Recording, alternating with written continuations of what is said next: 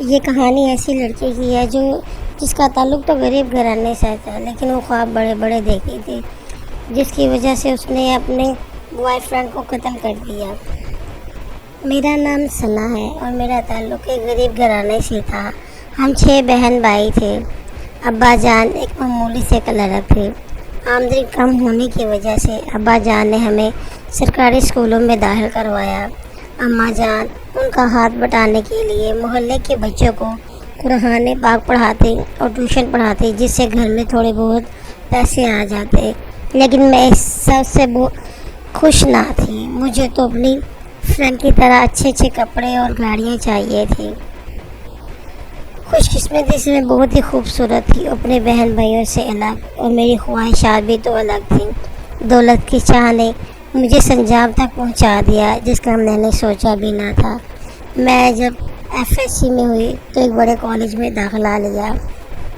میرے ابا جان یہ سب افورڈ نہیں کر سکتے تھے، لیکن میں نے کسی کی نہ مانی اور شہر کے ایک بڑے کالج میں داخلہ لیا۔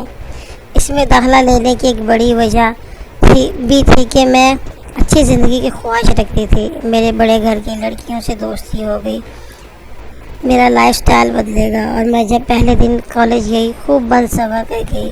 میں تھی ہی اتنی پیاری، اوپر سے تیار ہی ایسی ہوئی تھی جو ایک بار دیکھے بار بار دیکھے۔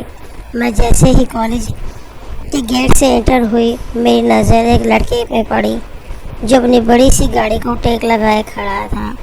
اس کی نظر جب مجھ پر پڑی تو گمسم سا ہو گیا۔ میں شان بے نیازی سے اس کے پاس سے گزر گئی اور وہ دیکھتا ہی رہ گیا۔ یہ تو میری پرانی عادت تھی، دوسروں کے اٹریکٹ کرنے کے لیے میں ایسا ہی کرتی تھی۔ مجھے اپنے حسن پر بڑا ہی ناز تھا۔ وہ اپنی بہن کو کالج چھوڑنے کے لیے آیا تھا۔ تعلق بڑھانے کے لیے میں نے اس کی بہن سے دوستی کر لی اور اس کے ساتھ سیر و تفریح کے لیے جانے لگی۔ اس کا ساتھ اچھا لگنے لگا تھا۔ آہستہ آہستہ میں ساحل میں دلچسپی لینے لگی۔ وہ مجھے مہنگے مہنگے گفٹ لے کر دیتا اور اس میں گھر والوں سے چھپا کر رکھ لیتی۔ وقت گزرتا گیا، پتہ ہی نہ چلا ہماری دوستی پیار میں کب بدل گئی۔ میں ساحل کو فورس کرنے لگی کہ اپنے گھر والوں کو میرے گھر بھیجے رشتے کے لیے۔ وہ سنی انسنی کر دیتا۔ ایک دن میری ضد سے مجبور ہو کر کہنے لگے، میرے ماں باپ اس بے جوڑ رشتے کے لیے کبھی بھی نہ مانیں گے، ہم کیوں نہ ایسا کریں، لو میرج کر لیں، کوڑ میرج کر لیں، یا پھر چھپ کر نکاح کر لیں، آخر انہیں ایک دن ماننا ہی پڑے گا۔ میں خوشی خوشی راضی ہو گئی۔ مجھے تو ہر حال میں بہتر لائف سٹائل چاہیے تھا۔ جمعے کا دن تھا، ہمارا نکاح طے پایا اور میں اپنے ضروری سامان لے کر چپکے سے نکل آئی۔ ساحل کے کسی دوست کے گھر ہمارا نکاح طے پایا تھا۔ مقررہ وقت پر ساحل کے کچھ دوست اور نکاح خواہ آ گیا اور میرا ساحل کے ساتھ نکاح ہو گیا۔ میں اپنے کمرے میں دلہن بنی بیٹھی تھی اور ساحل کا انتظار کر رہی تھی۔ اس وقت تو میرے ہوش ہی اڑ گئے جب ساحل کی جگہ اس کے دوست کمرے میں داخل ہوئے۔ میں گھبرا کر بولی، ساحل کہاں ہے؟ تو وہ کہنے لگے، وہ بھی آ جائے گا، پہلے ہم تو اپنا حصہ وصول کر لیں۔ میں بہت چیخیں چلائی لیکن میری ایک نہ چلی۔ فجر کے وقت وہ مجھے نیم بے ہوشی کے حالت میں چھوڑ کے چلی گئی اور میں زخموں سے چور بے خود کمرے میں پڑی رہی۔ مجھے اپنے امی ابا بہت یاد آئے۔ امی جان مجھے اکثر سمجھاتی، بیٹا سنبھل کر قدم رکھنا، یہ دنیا بڑی ظالم ہے، اور میں ان کی بات نہ مانتی، ہوا میں اڑا دیتی۔ دوپہر کے 2-3 بجے ساحل آیا، ساتھ اس کے کچھ کھانے کا سامان تھا۔ مجھے دیتے ہوئے بولا، جلدی سے منہ ہاتھ دھو لو، تمہارے لیے کھانے کا سامان اور کچھ کپڑے میں لایا، کھانا کھا کر فریش ہو جاؤ، میرے کچھ مہمان آنے والے ہیں، دیکھو نخرے نہ کرنا، اچھے سے تیار ہونا، میرے بہت ہی خاص مہمان ہیں جو تمہارے منہ دکھائی کے لیے آ رہے ہیں۔ میں گھر آتے ہوئے اٹھی اور اس کا گریبان پکڑ کے بولی، تم نے تو مجھ سے محبت کرتے تھے، یہ تمہاری محبت ہے جو مجھے بھوکے بیڑیوں کے آگے ڈال دیا۔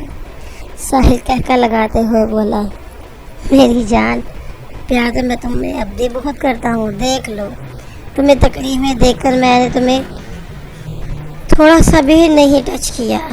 میں غصے میں گھبرا کر رہ گئی۔ اٹھو جلدی سے فریش ہو جاؤ، مہمان آنے والے ہیں، پورے 5 لاکھ ملیں گے مجھے تمہاری منہ دکھائی میں نے چلاتے ہوئے کہا، ذلیل آدمی، تم نے مجھ سے نکاح کیا ہے، نکاح جیسے مقدس رشتے کا تو خیال کر لو۔ ساحل ہنستے ہوئے بولا، اوہ وہ سب تو نقلی تھا، ورنہ تم جیسے لڑکی سے کون نکاح کرتا ہے جو اپنے ماں باپ کی سگی نہیں؟ وہ میری کہاں سے ہوگی؟ تم جیسی آوارہ لڑکی کے لیے یہ سزا بہت کم ہے۔ میں شادی کسی شریف لڑکی سے نہیں کروں گا، تم جیسی بد کردار سے نہیں جو چند پیسے کی لالچ میں کسی کے ساتھ بھی چل پڑتی ہے۔ میں نے چلاتے ہوئے کہا، ساحل یہ کیا ہے؟ میرے پاس پڑا ہوا ایک بہت بڑا گلدان میں نے اٹھایا اور ساحل پر حملہ کر دیا۔ ساحل شاید اس حملے کے لیے پہلے ہی تیار کھڑا تھا۔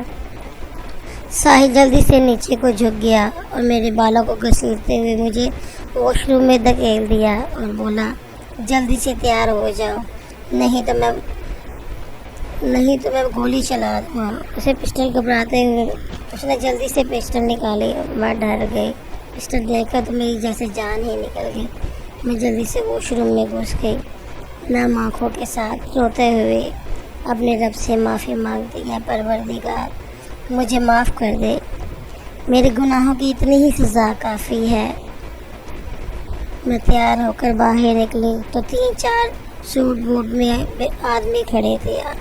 آدمی مجھے غلیظ نظروں سے دیکھ رہے تھے۔ پہلے پہل تو میں بہت ہی گھبرائی، پھر اپنی بغاوت کا یہ سب انجام سوچ کر چپ ہو گئی۔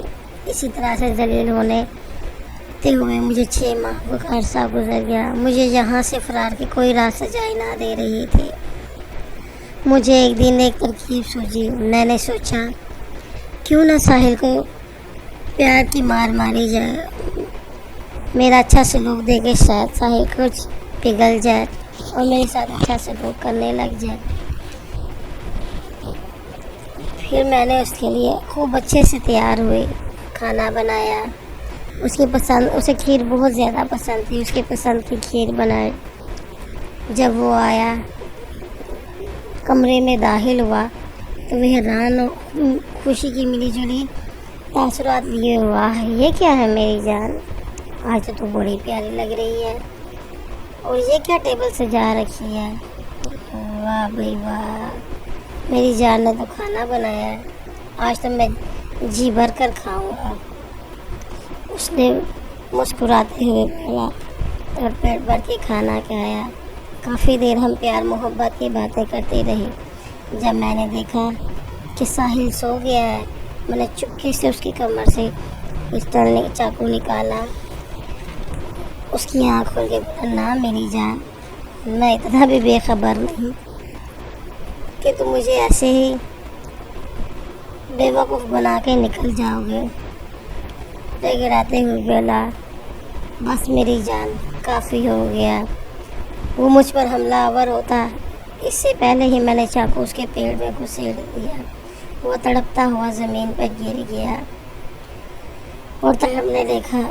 اسے تڑپتے دیکھ کر مجھے عجیب سی خوشی محسوس ہو رہی تھی۔ میں نے خود ہی پولیس کو بلا کر خود کو سرنڈر کر دیا، اور جہاں آج میں اتنے سالوں سے اپنے گناہوں کی سزا کاٹ رہی ہوں اور اللہ سے معافی مانگ رہی ہوں اور لڑکیوں سے درخواست کرتی ہوں، خدارا اپنے والدین کی باتوں پر عمل کرے، وہ سب سے بڑھ کر رہنما ہوتے ہیں، کیونکہ انہیں نے ہی دنیا دیکھی ہے، ہم نے نہیں۔